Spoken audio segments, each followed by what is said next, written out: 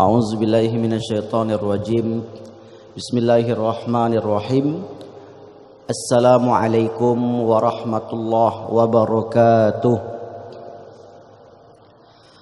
Alhamdulillahi rabbil alamin wal aqibatu lil muttaqin wala udwana illa 'alal zalimin.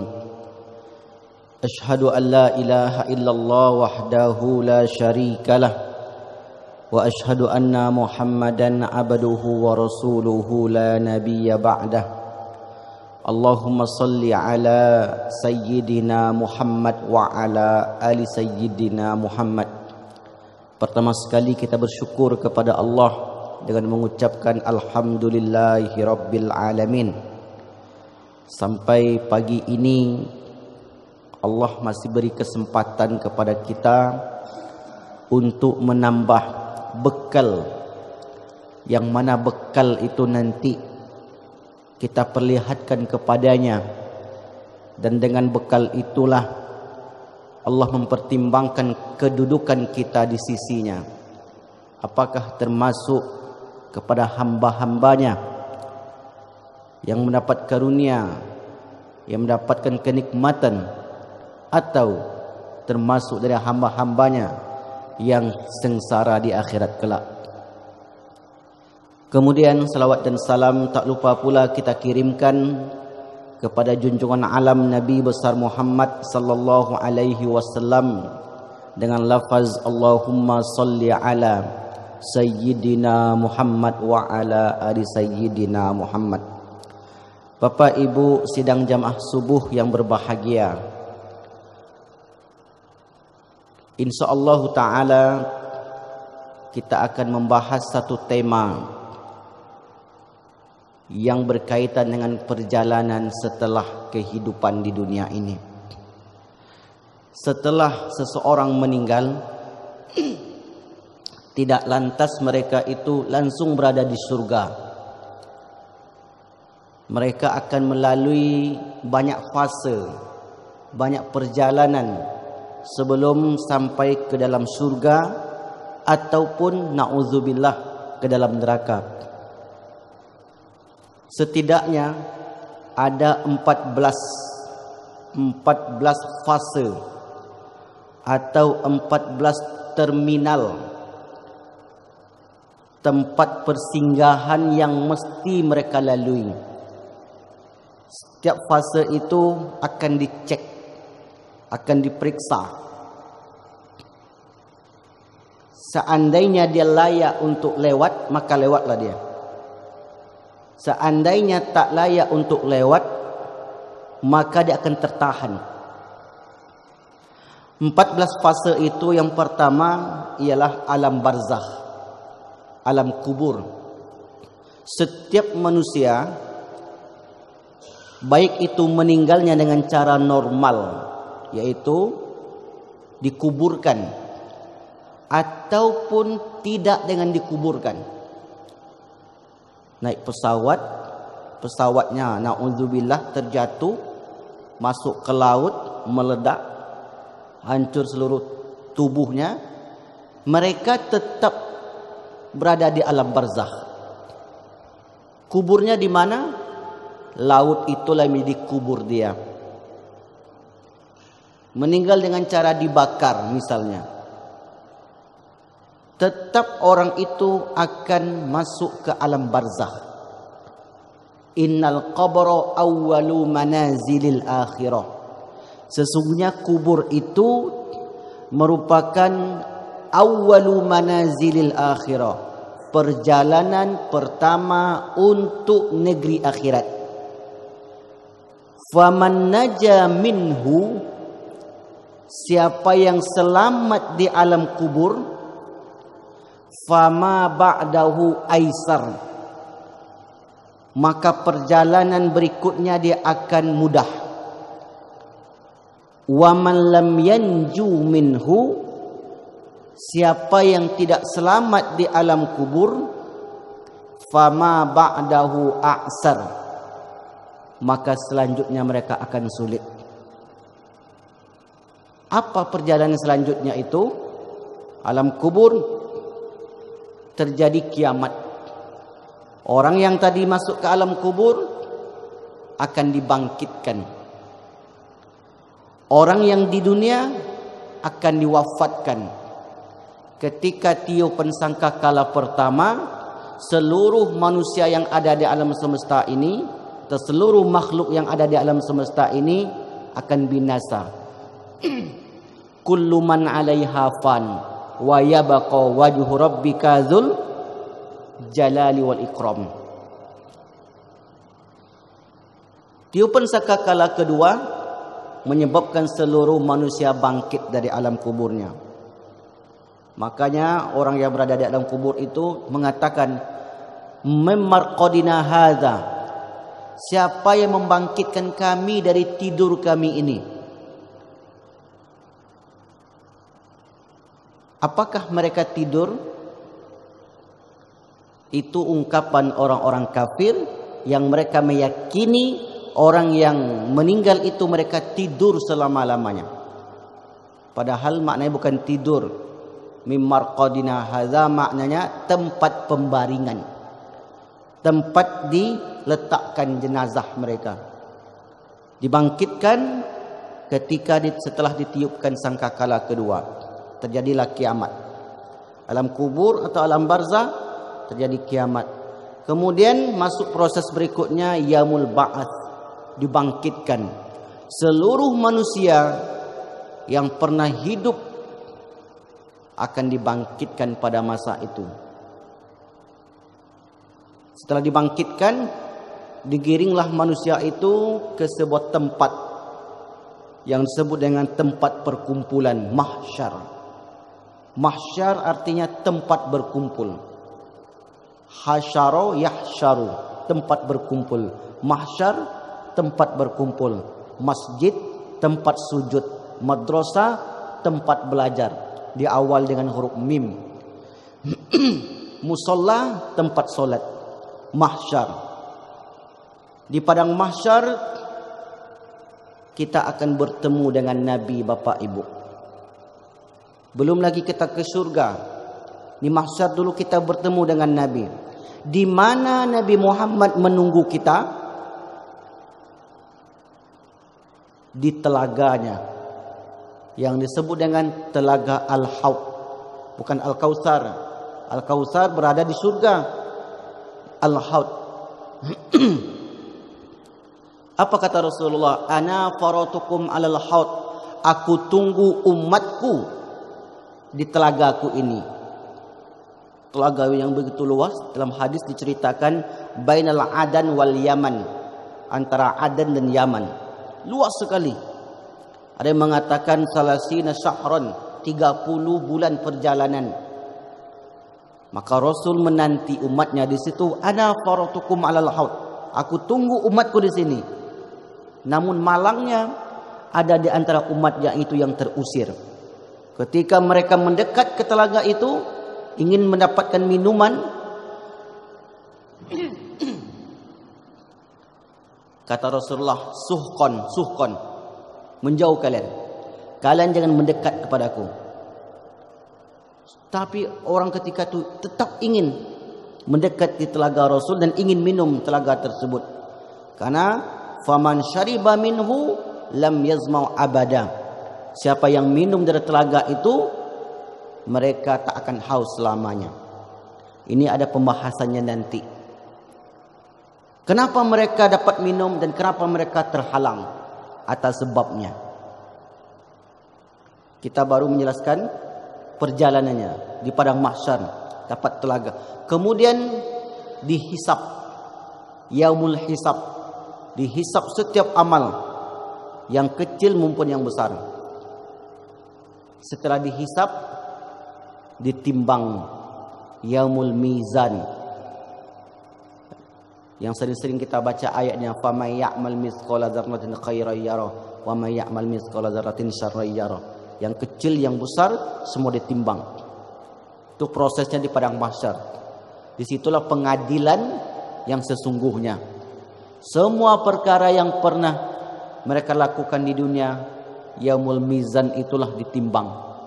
Ketika di dunia mereka tidak mendapatkan keadilan, maka di akhirat itulah mereka mendapatkan keadilan. Yaumul mizan. Setelah dihisab, setelah ditimbang, diberikan catatan amalnya yang disebut dengan as-suhuf. Fi suhuf. Suhuf, lembaran-lembaran catatannya. Disitulah manusia itu baru lihat, oh ternyata tempat kembali saya di sana. Oh tempat kembali saya berada di sana.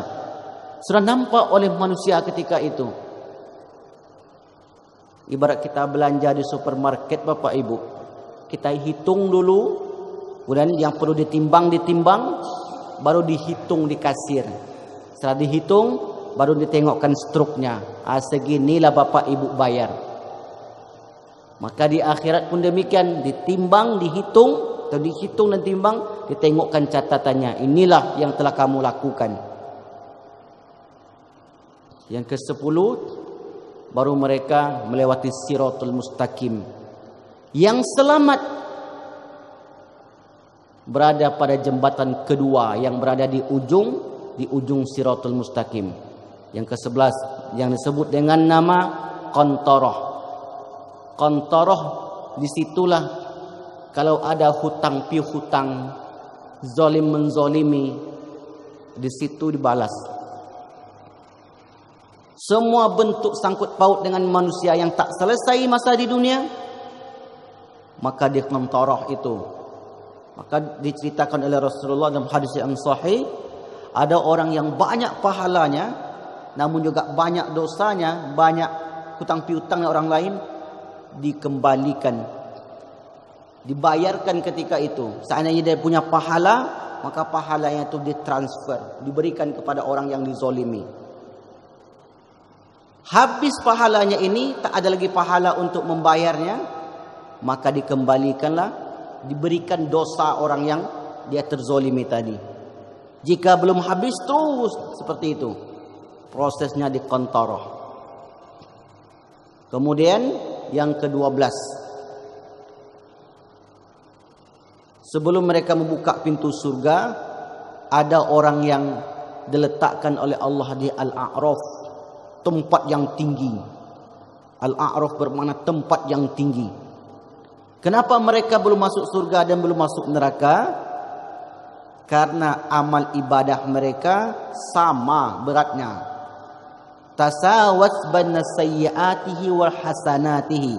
Amal kebaikan dan amal keburukannya seimbang. Belum masuk surga, belum masuk neraka. Al-A'raf. Kenapa bisa seimbang? Bisa jadi hari Senin dia ke masjid, Selasa ke masjid, Rabu Kamis ke diskotik. Hari Senin dia berzikir, hari Selasa dia berzikir, Rabu Kamis dia menyebut keburukan orang. Buat baik, buat buruk, buat baik, buat buruk, seimbang. Maka mereka, kata Rasulullah, berada di Al-A'raf. Kemudian orang yang tadi banyak amalnya, masukkah ke dalam surga? Terakhir, itulah mereka yang terakhir. Orang yang tadi melewati jembatan Siratul Mustaqim, terjatuh mereka masuk ke dalam neraka. Setelah mereka berada di neraka, di situ mereka mengharapkan syafaat. Syafaatul uzma, syafaat Rasul, syafaat para penghafal Al-Quran, syafaat orang soleh, syafaat bacaan Al-Quran, syafaat ibadah puasa, syafaat anak yang meninggal di waktu kecil sebanyak 2 orang, syafaat malaikat, dan syafaat Allah Subhanahu wa ta'ala. Orang yang masih ada iman di dalam dadanya akan tetap mendapatkan syafaat dari baginda Rasulullah sallallahu alaihi wasallam, dengan catatan mereka itu memperoleh izin dari Allah Subhanahu wa ta'ala.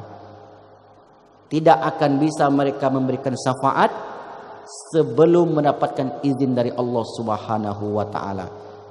Syaratnya mereka mesti beriman, meninggalkan dunia yang fana ini. Inilah perjalanan-perjalanan yang pasti akan dilalui oleh manusia setelah mereka meninggalkan dunia ini. Kita masuk yang pertama, perjalanan pertama, yaitu kehidupan di alam barzakh. Bapak Ibu yang dimuliakan Allah Subhanahu wa taala. Barzakh, apa makna barzakh? Barzakh maknanya pembatas. Wa bainahuma barzakhun la yabghiyan. Di antara dua laut itu ada pembatas. Berarti orang yang berada di alam barzakh itu orang yang telah dibatasi dengan kehidupan dunia. Tidak ada orang yang sudah pernah meninggal atau orang yang sudah meninggal, mereka akan kembali lagi ke dunia ini. Barzakh tempat ruh, kubur tempat jasad. Orang yang meninggal di tanah, dikubur dalam tanah, itulah tempat jasadnya. Orang yang meninggal dengan cara dibakar, dibuang ke laut, abunya misalnya, laut itulah menjadi kuburnya. Orang yang dimakan hewan buas, tak ada sisa satupun jenazahnya, jasadnya, maka hewan itulah menjadi kuburnya. Jadi kubur apa maknanya? Kubur maknanya tempat habisnya jasad. Jasadnya hilang, tetapi yang nama ruhnya yang berada di alam barzakh yang akan mempertanggungjawabkan semua amal perbuatannya. Kemudian pertanyaan kedua, apakah orang yang berada di alam barzakh itu hidup atau mati?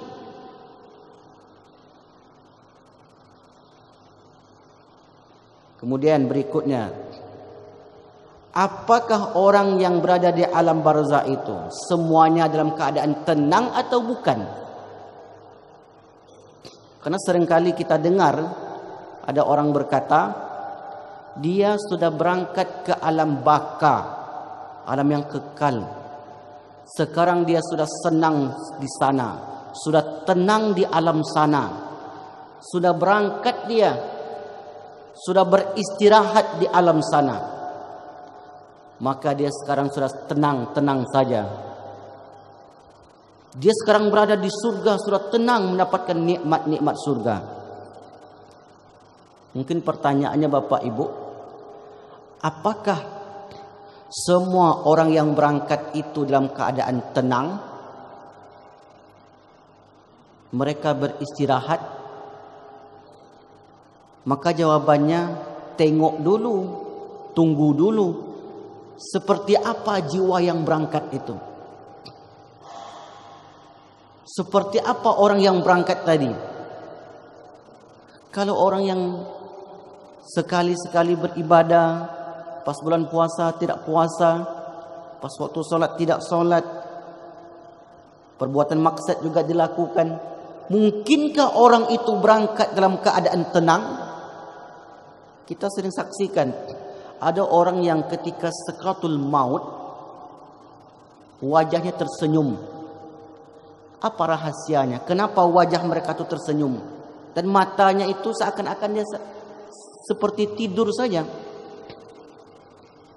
Dalam riwayat diceritakan, sebelum mereka itu diambil nyawanya, ditengokkanlah oleh malaikat, inilah nanti tempat kembalimu. Inilah tempatmu berada di alam surga sana. Inilah tempatmu di alam barzakh sana. Engkau mendapatkan raudhatan min riyadil jannah, taman dari taman surga. Ditengokkan keindahan kepada dia, tampaklah oleh dia keindahan-keindahan di alam barzakh. Dan ketika nyawanya sampai di kerongkongan, dicabut oleh malaikat, tersenyum. Tapi ada pula Bapak Ibu, ketika mau dicabut nyawanya oleh malaikat, matanya terbelalak. Mata takut kita menengoknya. Jangankan orang yang berkunjung itu, anaknya sendiri takut melihatnya. Kenapa mata bapak saya? Kenapa mata ibu saya? Kenapa serem sekali? Ternyata orang itu ditengokkan kepada dia pedihnya siksaan alam kubur, sehingga dia takut, dan ketika takut itu matanya terbelalak. Ditengokkan kepada mereka.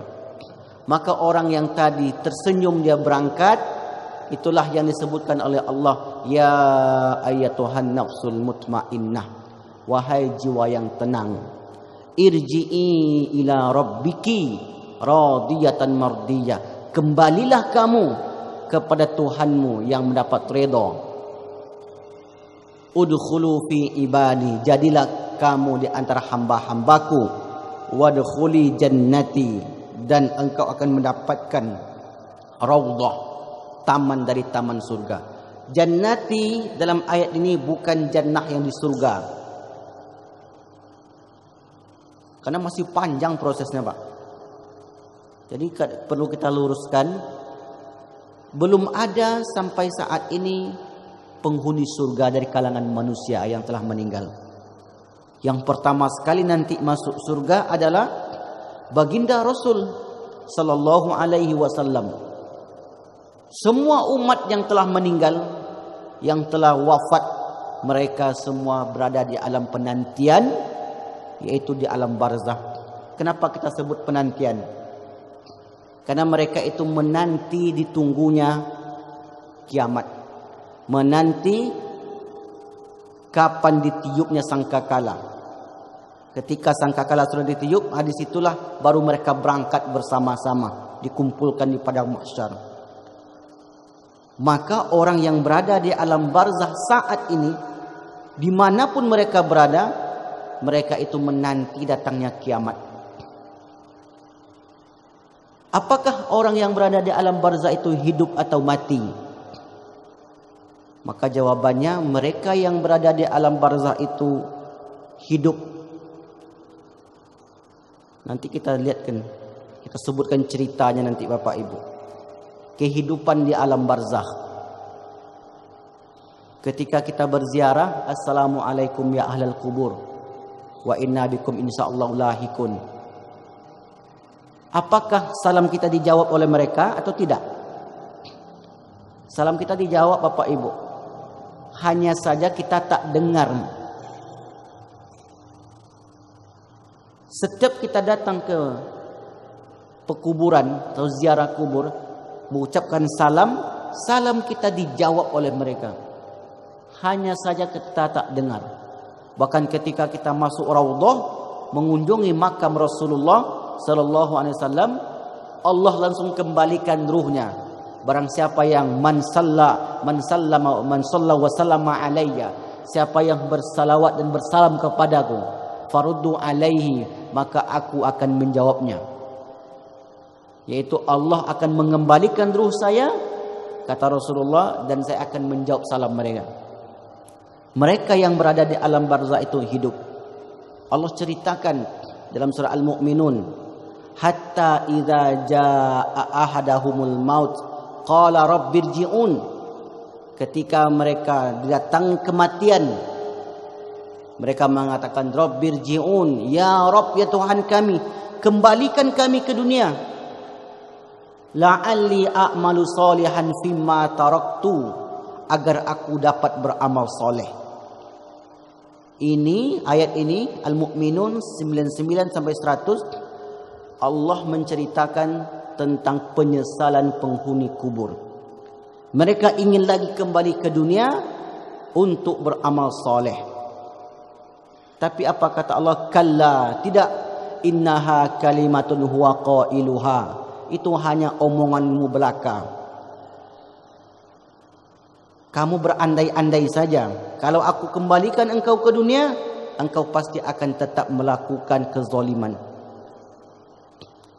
Satu ayat, satu surat. Ayat yang lain Allah ceritakan, yubassarunahum, surat As-Sajdah, Rabbana sami'na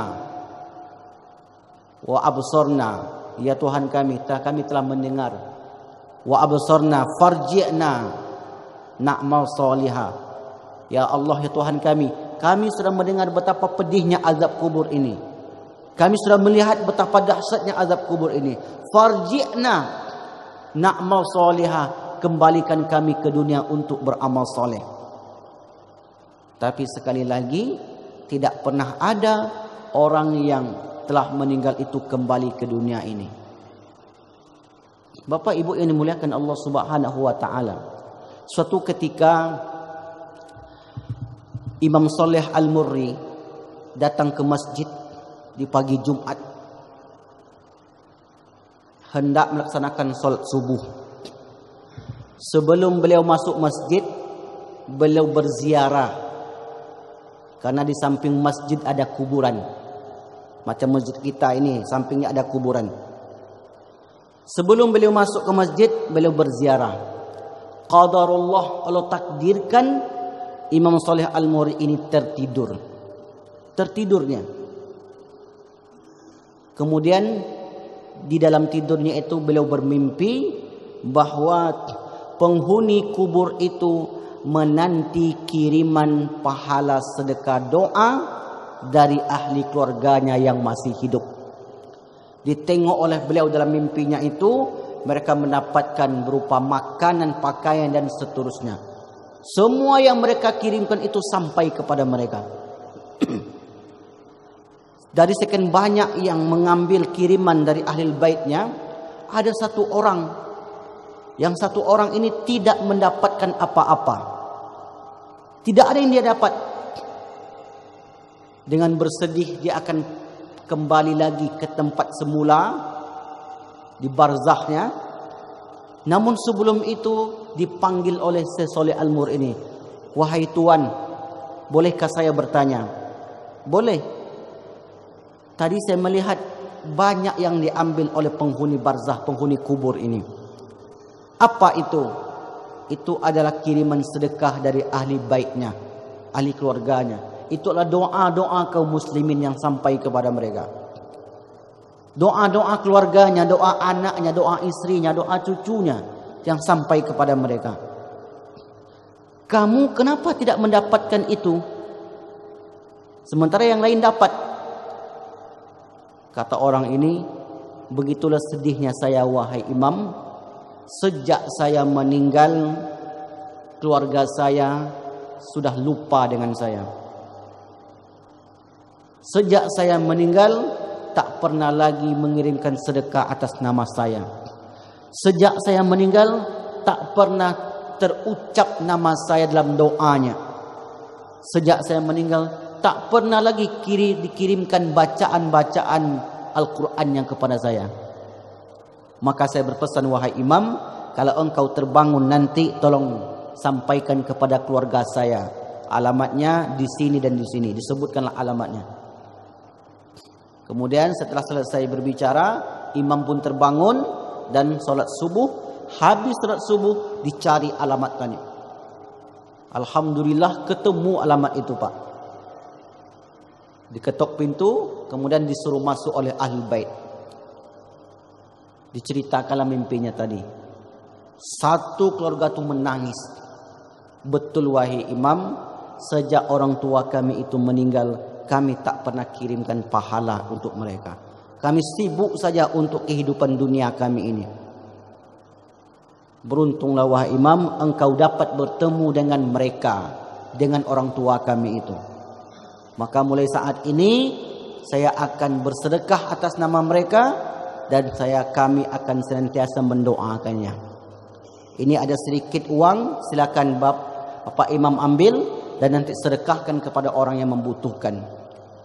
Kemudian imam itu pun pamit dan uang itu diambil, disedekahkanlah.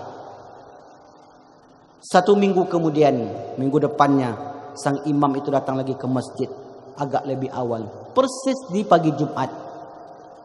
Sebelum beliau masuk masjid, beliau berziarah lagi. Qadarullah, Allah takdirkan lagi. Sang imam itu tertidur dan bertemu lagi dengan orang yang minggu sebelumnya. Ketika dia melihat, ini kan bapak yang kemarin. Iya. Terima kasih wahai imam. engkau telah sampaikan salam saya kepada keluarga saya.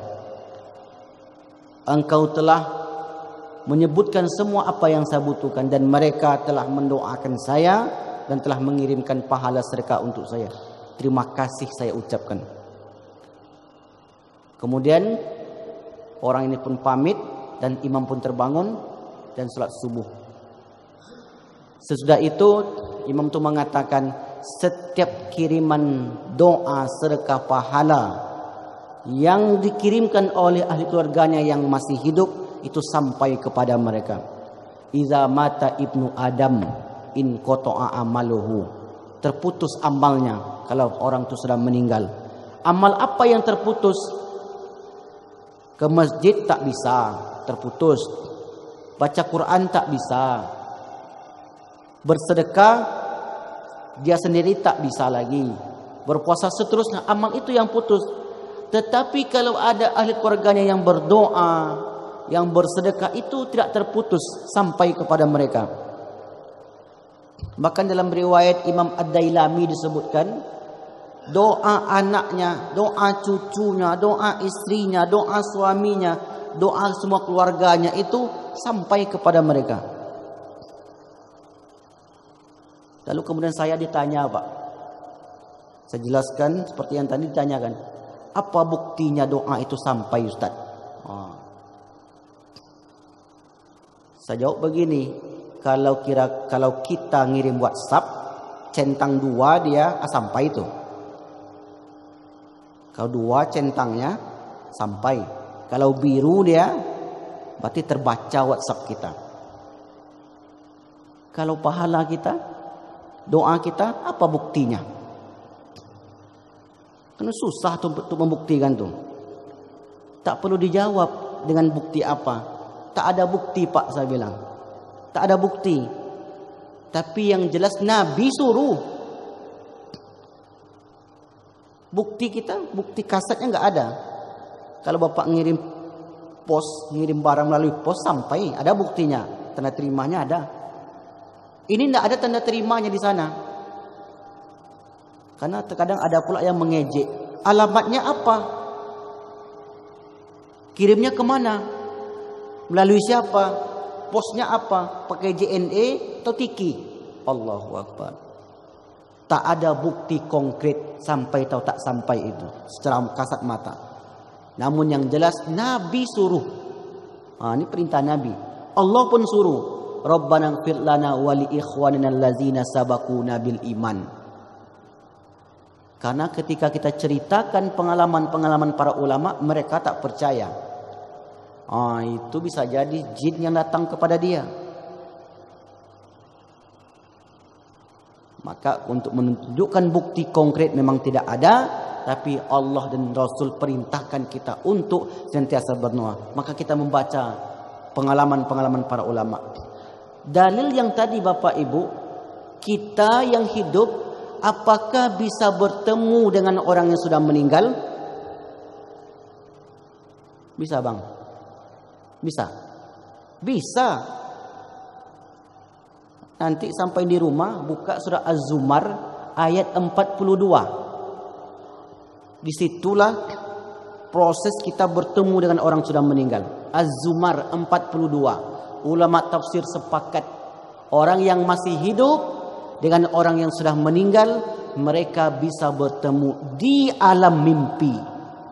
Allahu yatawaffal anfusa hina mautiha wallati lam tamut fi manamiha fayumsikul lati qada 'alaihal mauta wa yursilul ukhra ila ajalin musamma inna fi dzalika la ayatin liqaumin yatafakkarun. Az-Zumar 42. Allah menahan jiwa, ruh orang yang sudah meninggal, dan menahan jiwa, ruh orang yang masih hidup di dalam tidurnya. Fi manamiha fayumsikul lati qada 'alaihal maut. Orang yang sudah meninggal tadi tak dikembalikan lagi arwahnya. Wa yursilul ukhra ila ajalin musamma. Orang yang tertidur tadi dikembalikan lagi ruhnya ke dalam jasadnya. Itulah tanda-tanda kekuasaan Allah. Makanya orang yang tidur itu disebut mati kecil. Al-mautu as-sughra. Orang yang mati sesungguhnya itu disebut al-mautu al-kubra, mati besar. Ketika kita bangun tadi subuh, doa kita kan alhamdulillahilladzi, segala puji bagi Allah yang ahyana, yang telah menghidupkan kami ba'dama amatana, setelah mematikan kami. Tadi malam kita mati kecil. Alhamdulillah kita masih bisa bangkit dari tidur kita. Dikembalikan lagi ruh kita oleh Allah. Karena ada orang yang ketika tidur langsung dia meninggal. Ayah saya, bapak ibu, persis malam Jumat tertidur, sakit perut cuma. Sakit perut, kemudian tertidur, jam 5 subuh nggak bangkit-bangkit lagi. Langsung disambil nyawa. Ruh kita ditahan oleh Allah ketika tidur. Syukur-syukurnya ruh kita dikembalikan lagi untuk diberi kesempatan beramal. Ahyana allazi ahyana ba'dama amatana, setelah mematikan kami wa ilaihin nusur. Maka sebelum tidur itu, kata para ulama, mesti membaca beberapa doa. Yang sering kita baca, bismikallahumma ahya wa amut. Ada doa yang diriwayatkan oleh Imam Al-Bukhari. Allahumma aslamtu wajhi ilaika wa fawwadtu amri ilaika wa alja'tu zuhri ilaika la malja'a wa la manja ila ilaika. Allahumma amantu bi kitabika allazi anzalta wa bi nabiyyika allazi arsalta. Jika orang membaca doa itu sebelum tidur, lalu kemudian wafat dia ketika tidur, meninggal dia langsung ketika tidur itu, maka Allah katakan, Rasul katakan, man kana akhiru kalamihi la ilaha illallah dakhal jannah, surga balasannya. Kok bisa begitu, Ustaz? Terakhir yang kita ucapkan tadi kalimat tauhid. Kalau kita memegang nyawa ketika sadar, Bapak Ibu, mungkin ada kesempatan kita untuk mengucapkan kalimat la ilaha illallah. Tapi kalau nyawa kita diambil ketika tidur, nggak ada kesempatan. Padahal kesempatan itu diberikan kepada semua orang oleh Allah. Bukan hanya orang yang hidup saja, bukan orang yang terbangun saja, orang tidur pun diberikan. Kapan mereka mendapatkan kesempatan itu? Ketika mereka hendak tidur. Maka mereka membaca doa tadi, bismikallahumma ahya wa amut. Meninggal dia, itulah perkataan terakhirnya. Ditambahnya lagi, Allahumma aslamtu wajhi ilaika, sampai akhir. Kemudian ditambah lagi oleh dia membaca 3 kul huwallahu ahad sampai kul a'udzu birabbin nas. Kemudian dia tidur menghadap kanan, dia ambil nyawanya. Maka orang itu mendapatkan keberuntungan di dunia dan di akhirat. Karena mengakhiri perkataannya itu dengan perkataan la ilaha illallah. Maka ketika mereka berada di alam barzah, mereka mendapatkan taman dari taman surga. Apakah orang yang ada di alam barzah itu hidup atau mati? Jawabannya hidup. Kita lihat doa Nabi. Allah maghfir lahu warhamhu wa'afi wa'anhu wa akrim nuzulahu wa wasi' madkhalahu wa ja'alna minaswa. Di ujungnya wa abdilhu daran khairan min darihi. Ya Allah, gantilah rumah yang ditinggalkan di dunia itu dengan rumah yang berada di alam barzah ini. Daran khairan min darihi. Yang kedua, wa zaujan khairan min zaujihi, teman, sahabat lebih baik daripada sahabat di dunia. Yang ketiga, wa ahlan khairan min ahlihi, dan mereka juga punya keluarga.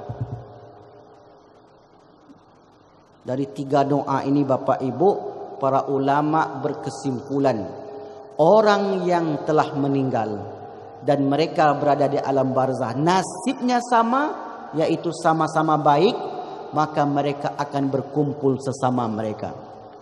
Imam Ibn Qayyim Al-Jauzi dalam kitab Ar-Ruh menyebutkan, ruh itu di alam barzah 2 saja kondisinya.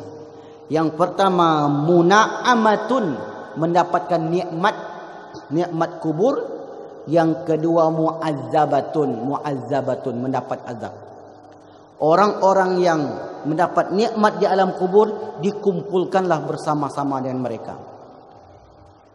Ketika saya mengkaji tentang alam barzah ini Bapak Ibu, saya menjumpai hampir setiap bab para ulama menulis al-ahya'u yatalaqawna fil amwat fil barzah atau al-amwatu yatalaqawna fi alamil barzah. Orang-orang yang sudah meninggal itu mereka bertemu kembali di alam barzah. Dalam riwayat Ibnu Mubarak disebutkan ketika seorang diantarkan ke pemakaman, maka orang-orang yang sudah meninggal itu mereka mengatakan, unzuru ila akhika fa innahu yastarihu min karbin sadid. Coba tengok saudara kita ini yang akan berangkat ini, dia sudah lepas dari kehidupan dunia. Mari kita tunggu mereka. Dinantilah Pak. Jika orang itu orang yang baik, ditunggu dengan sukacita oleh mereka yang berada di alam barzah itu. Jika yang berangkat itu dari kalangan orang-orang munafik, para pelaku maksiat, maka mereka pun tak senang menunggunya. Imam Al-Qurtubi dalam kitab At-Tazkirah menyebutkan ada 3 orang yang meninggal. Jarak mereka bertiga ini 5 tahun.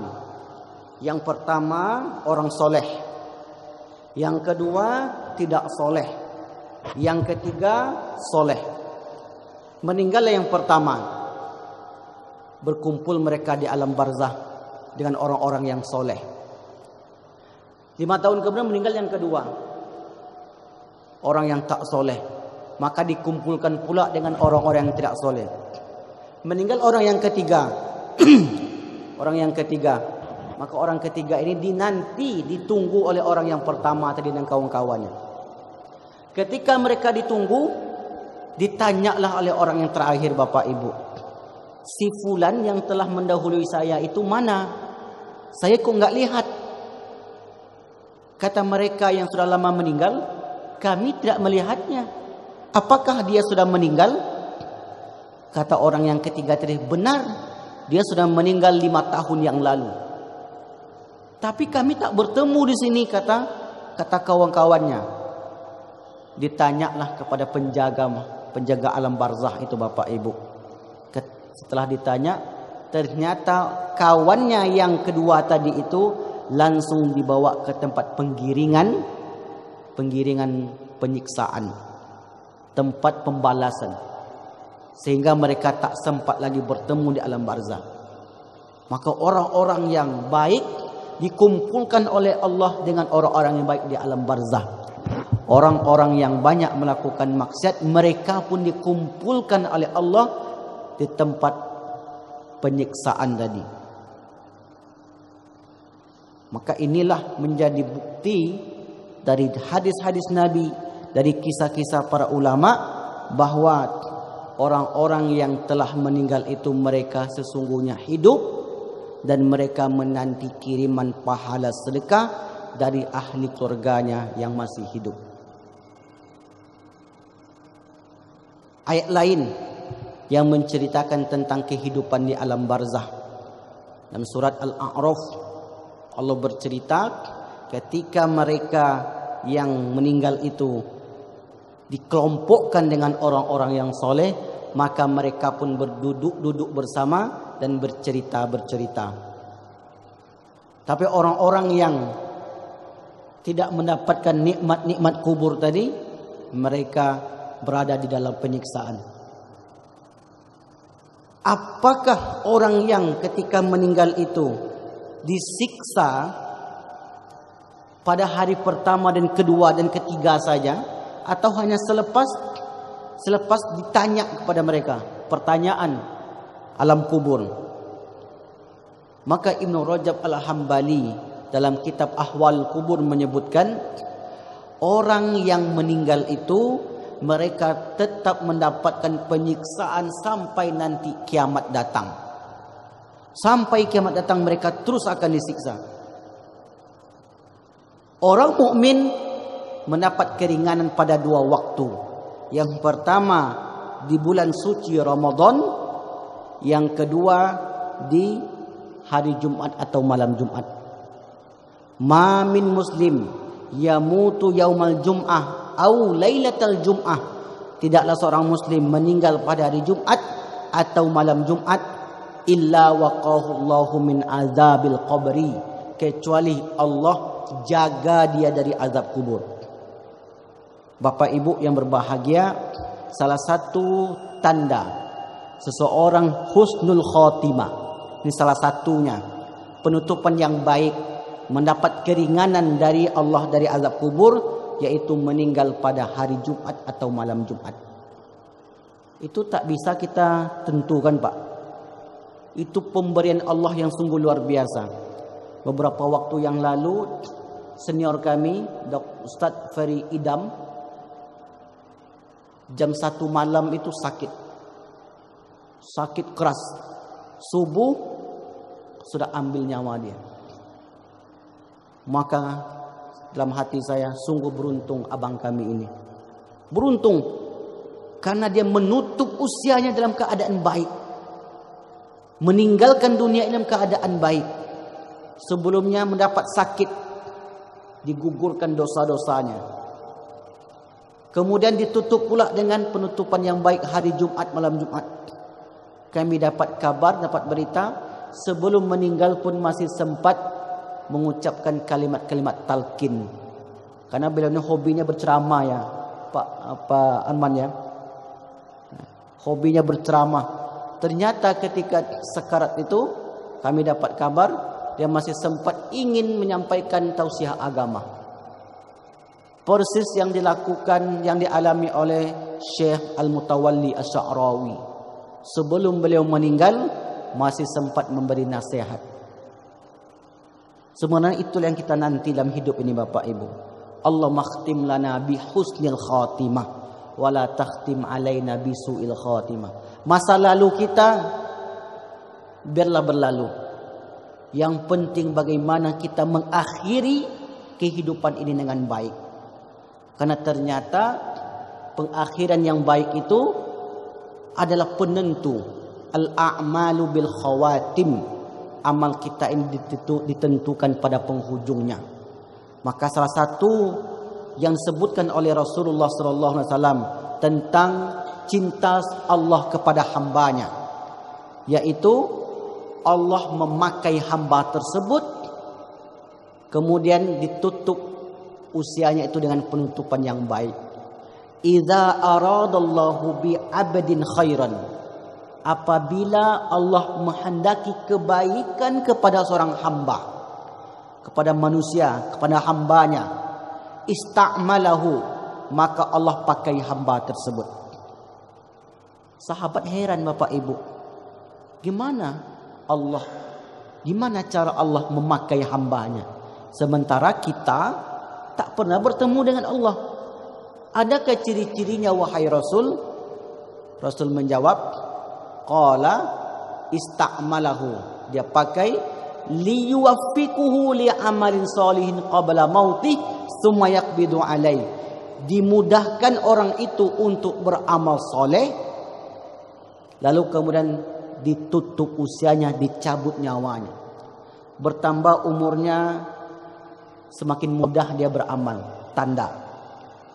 Semakin tua dia, semakin senang beramal, itu tanda. Semakin ringan kakinya, itu tanda cinta Allah kepada hambanya. Karena tidak semua orang Bapak Ibu, semakin bertambah usianya, semakin mudah beramal. Tak semua orang. Kalaulah semua orang, apakah yang sudah berumur hanya ini saja orangnya? Rata-rata kan sudah berumur ini. Yang muda hanya 2-3 batang aja. Apakah hanya ini saja orang tua di Pekanbaru ini? Yang kita tengok ke masjid, beramal soleh, membaca Al-Quran, berzikir? Tidak. Oleh karena itu merupakan tanda Allah sedang memakai hamba tersebut. Maka kita berdoa kepada Allah, mudah-mudahan Allah terus pakai kita, dan kita mengakhiri kehidupan dunia ini dengan pengakhiran yang baik, yang disebut dengan husnul khotimah. Maka disitulah nanti mereka mendapatkan keselamatan di alam kubur. Selamat mereka di alam kubur, maka perjalanan berikutnya akan mudah. Faman naja minhu fama ba'dahu aisar. Wa man lam yanju minhu, siapa yang tak selamat di alam kubur, fama ba'dahu a'sar. Bagaimana caranya selamat di alam kubur? Ditentukan di penghujung usianya. Itu caranya. Karena selamat di alam kubur ditentukan oleh kehidupan di dunia ini. Kehidupan dunia panjang. Mungkin di masa muda dulu masih malas ibadah. Tapi ketika sudah mulai usia 40, 50, 60, bahkan semakin berumur, semakin senang beribadah, tanda orang itu husnul khotimah. Kita pertahankan. Selamat kita di alam kubur. Wa man lam yanju minhu, siapa yang tak selamat di alam kubur, maka akan sengsara selamanya. Kenapa mereka tidak selamat? Dan apa balasan mereka yang tidak selamat di alam kubur itu? Saya ulangi lagi. Yang selamat tadi mendapat raudatan min riyadil jannah. Berbahagia mereka di alam kubur. Yang tak selamat mereka mendapatkan penyiksaan-penyiksaan di alam kubur. Apa saja penyiksaan dan apa saja siksaan yang mereka alami di alam kubur itu. Dan seberapa berat dan seberapa dahsyat siksaan tersebut. Wallahu a'lam bishawab. Akan kita sambung untuk pembahasan berikutnya. Karena itu pembahasannya panjang. Ada lebih kurang 5 model azab yang akan dilalui oleh orang yang tak selamat di alam kubur tadi. Penyebab tak selamat di alam kubur karena di dunia tidak mereka manfaatkan kehidupan yang sekali cuma Bapak Ibu. Kalau orang masuk PNS umurnya 36 sekarang. Itu tahun terakhir untuk tes. Tak lulus dia selama tak akan lulus. Masuk polisi, masuk tentara, umurnya 19 tahun. Tahun terakhir. Umur 20 susah lagi untuk masuk. Karena sudah lewat. Maka pasti dia bersungguh-sungguh. Ini kehidupan cuma sekali. Yang sekali itu penentu di alam barzah. Di alam barzah, bahagia atau sengsara. Sengsara mendapat siksa. Apa siksaannya? Insya Allah kita akan bahas pada pertemuan selanjutnya. Mungkin itu yang dapat kami sampaikan pada pagi ini.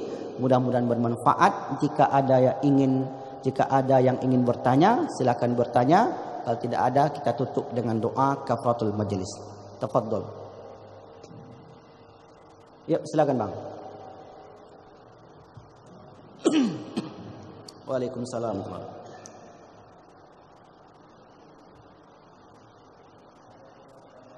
Baik.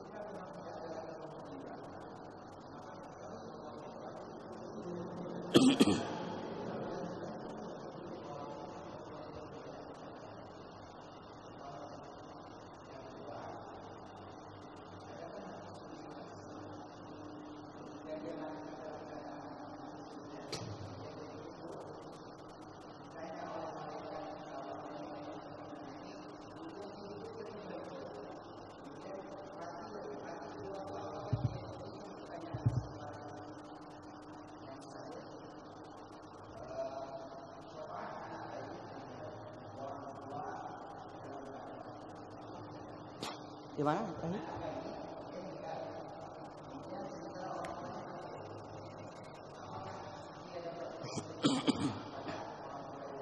Baik. Ya. Pertanyaan. Ya. Lupa saya. Yang pertama apa tadi? Penghuni surga, penghuni neraka. Baik. Dalam riwayat ya ketika Rasulullah Isra Mi'raj. Rasul ditengokkan oleh Jibril, sudah ada penghuni surga dan penghuni neraka. Apakah itu penghuni surga dan penghuni neraka? Baik, ini sudah dibahas tuntas oleh para ulama tentang siapa sebenarnya yang ditengokkan itu. Yang ditengokkan penghuni surga dan penghuni neraka adalah sifat-sifatnya. Apa maksudnya sifat-sifatnya? Kalau begini nanti perlakuannya, beginilah nanti, inilah orangnya. Kalau ini yang dilakukannya, ini tempatnya. Ini dilakukannya, ini tempatnya. Sifatnya. Begini logikanya, Bang. Penjara sudah ada? Sudah ada. Sebelum penjara itu ada isinya, disebutkan tak sifat-sifat penjara itu? Kalau ini perbuatannya, kriminalnya, ini penjaranya. Ini kriminalnya, ini penjaranya. Orang itu belum berbuat lagi, belum melakukan kesalahan. Setelah melakukan kesalahan baru dimasukkan. Ya, nah. Sebelumnya belum ada. Tapi nanti kalau kamu melakukan, kalau kamu mencuri, sini kamu masuk nanti. Tapi dia belum mencuri. Disebutkan sifatnya dulu. Kalau pelanggaran kamu lebih berat, maka kamu akan dibuang ke Nusa Kambangan. Nah, kalau kamu melakukan juga begini, nanti kamu ke sana nanti. Maka Jibril menjelaskan demikian, ya Rasul, kalau pelaku riba begini disiksanya. Kalau pelaku zina begini siksaannya. Kalau pelaku begini penyiksaannya. Sudah disebutkan listnya. Itu, Bang. Ya. Karena yang pertama masuk surga adalah Rasulullah. Disebutkan suara trompa Bilal sudah sampai di surga. Ya Bilal, sami'tu na'laika fil jannah. Aku dengar suara trompamu di surga, wahai Bilal. Apa Bilal sudah sampai di surga? Karena kalau ada trompahnya, orangnya pasti ada. Trompa kita ada di situ, orangnya ada di sini. Bilal belum di surga. Oh, kata Rasul, saya tahu kamu punya amalan khusus ini. Apa amalan khususmu, wahai Bilal? Enggak ada ya Rasul. Tak mungkin tak ada, wahai Bilal. Kemudian Bilal sampaikan, saya berwudu, kemudian sholat sunat 2 rakaat. Itulah yang saya lakukan, Rasul. Oh, ternyata wahai Bilal, itulah penyebab kenapa saya dengar suara trompahmu di surga. Penyebab Bilal masuk surga. 10 sahabat yang dijamin masuk surga. Orangnya belum masuk surga, tapi namanya sudah berada di surga. Yang disebutkan adalah sifatnya. Sifat-sifat penghuni surga dan sifat-sifat penghuni neraka. Fir'aun itu apakah sudah di surga atau di alam kubur? Afwan, terbalik. Apakah di neraka atau di alam kubur saat ini? Di alam kubur. Allah katakan an-naru yu'radu 'alaiha ghuduwwan wa 'ashiyya. Percikan api neraka itu ditengokkan kepada Fir'aun pagi dan petang. Fir'aun masih berada di alam kubur, alam barzah untuk merasakan siksaan-siksaan. Yang nanti siksaan yang paling beratnya mereka masukkan ke neraka. Jadi intinya adalah yang ditengokkan oleh malaikat Jibril kepada baginda Rasul ketika Isra dan Mi'raj adalah sifat-sifat penghuni surga dan sifat-sifat penghuni neraka. Yang saya tahu begitu. Wallahu a'lam bishawab. Yang kedua, mati suri itu ada enggak dalam Islam? Saya menulis pembahasan ini, pembahasan alam barzah, perjalanan akhirat yang telah saya sebutkan tadi, sudah saya tulis dalam 5 jilid buku saya. 5 jilid. Jilid yang pertama, kehidupan di alam barzah. Jilid kedua, hari kiamat dan berbangkit. Jilid ketiga, padang mahsyar, telaga Rasul, al-haud, Yaumul Mizan, Yaumul Hisab. Yang keempat, syafaat, Siratul Mustaqim, Qantara dan Al-A'raf. Yang kelima, surga dan neraka. 1084 halaman. Sudah saya tulis dalam buku saya. Tinggal cetak saja dalam waktu dekat, mudah-mudahan dicetak. Kemudian referensi yang saya pakai tentang alam barzah hampir 100 buku tentang alam barzah saja. Sejauh penelitian saya tidak pernah menemukan istilah mati suri di dalam Islam. Sejauh pemakan saya, belum pernah saya temukan mati suri. Karena dalam Islam itu mati itu cuma satu aja. Orang yang koma itu belum disebut mati. Si koma karena belum titik lagi. Kalau titik baru dia meninggal. Orang yang mati suri itu belum disebut mati. Kita bandingkan dengan ilmu kedokteran. Ilmu kedokteran belum menyebutnya mati. Jadi orang mati suri itu sesungguhnya mati apa, Ustaz? Kalau kita bawa ke terminologi Islam, mereka itu dikategorikan seperti tidur. Mati kecil namanya. Mati dua saja, mati besar dan mati kecil. Allah tawaffal laila. Allah mewafatkan kalian pada malam hari. Wafat di situ mati kecil karena dibangkitkan lagi nanti, dihidupkan lagi nanti. Dua istilah ini saja yang ada dalam Islam. Maka kategori mati suri itu dalam Islam disebut dengan mati kecil. Disamakan dengan orang yang tidur. Orang yang koma sekian puluh tahun, orang yang tak sadar-sadar sekian puluh tahun, orang yang hilang kesadaran sekian puluh tahun, mereka itu disebut dengan mati kecil. Sama kita tidur tidak sadar, tak tahu kita ruh kemana dan seterusnya. Maka tidur itu disebut dengan mati kecil. Kira-kira begitu. Wallahu alam. Ya, saya tidak menemukan penjelasan mati suri itu tergolong mati apa. Yang saya tahu mati suri tergolong kepada mati kecil yang orang itu kemungkinan biasa hidup, kemungkinan bisa mati lagi. Itu. Yang ketiga apa tadi? Syafaat anak. Pada jilid yang keempat saya sudah bahas tentang syafaat anak kecil.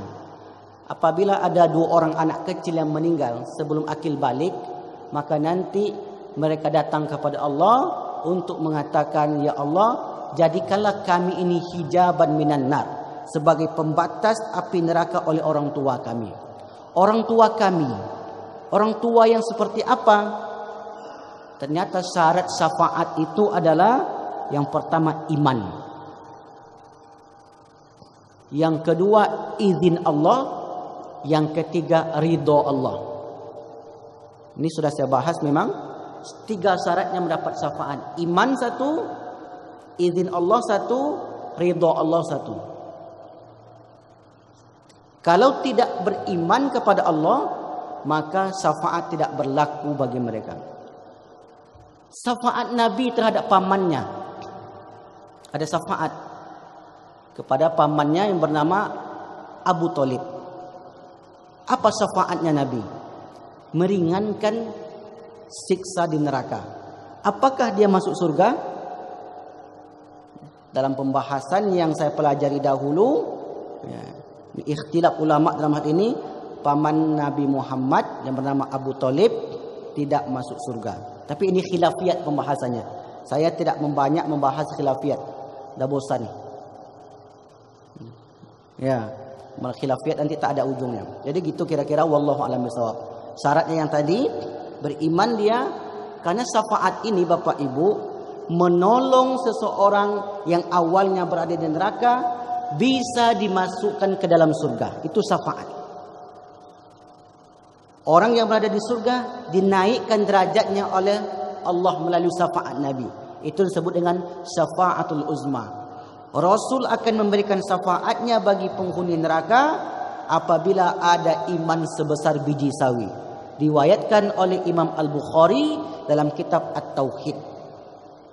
Dulu syekh saya Dr. Jamal Farouk menyampaikan akan selalu mendapat syafaat bagi penghuni neraka selama ada iman di dadanya. Karena kunci itu menjadi iman, itu menjadi kuncinya. Kunci itu la ilaha illallah Muhammadur Rasulullah. Kalau tak ada kunci itu, maka mereka tak akan masuk ke dalam surga Allah Subhanahu wa taala. Wallahu a'lam bishawab. Itu yang saya tahu. Ya. Baik.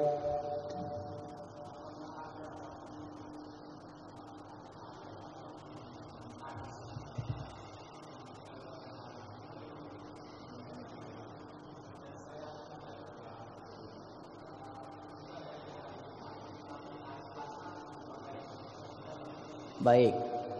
Apakah ada hadis atau ayat meninggal pada hari Jumat atau malam Jumat? Ya, ada. Riwayat Imam At-Tirmizi. Itu disarah oleh Safiur Rahman Al-Mubarakfuri dalam kitab Tuhfatul Ahwazi. Rasul bersabda, "Ma min muslim yamutu yaumal jum'ah au lailatal jum'ah illa waqahu Allahu min azabil qabri." Tidaklah seorang meninggal pada hari Jumat atau malam Jumat melainkan orang itu diringankan atau dijaga dari azab kubur. Disarah oleh Syekh Safiur Rahman Al-Mubarakfuri dalam kitab Tuhfatul Ahwazinya bahwa hari Jumat itu adalah Sayyidul Ayyam.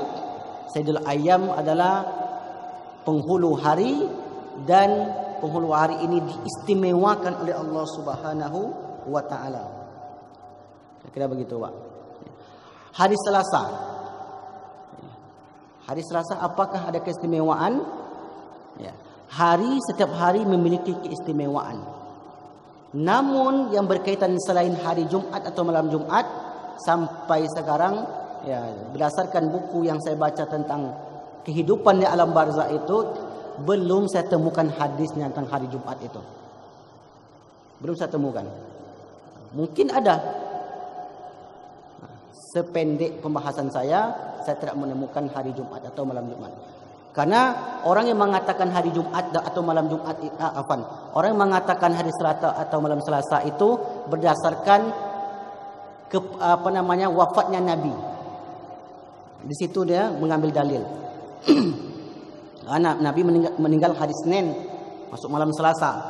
Ya, berdasarkan dalil, saya sudah kaji itu dan saya tidak mendapatkan hadisnya.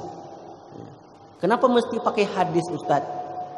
Karena memang pembahasan alam akhirat, pembahasan perkara gaib tidak bisa dilandaskan kepada akal, tapi mesti terlebih dahulu kepada Al-Quran dan kepada hadis. Kalau tidak ada Al-Quran, tidak ada hadis, maka saya tak berani jawab. Wallahu a'lam bishawab. Kira-kira begitu. Mungkin sekira cukup ya. Saya ada perlu soalnya. Oke. Waalaikumsalam warahmatullahi wabarakatuh. Baik, kita tutup dengan doa kafaratul majelis. Ya, kalau ada salah dan lupa dalam penyampaian ini, saya mohon maaf kepada Bapak Ibu. Subhanakallahumma bihamdika asyhadu an la ilaha illa anta astaghfiruka wa atubu ilaik. Wal afu minkum. Wassalamualaikum warahmatullahi wabarakatuh.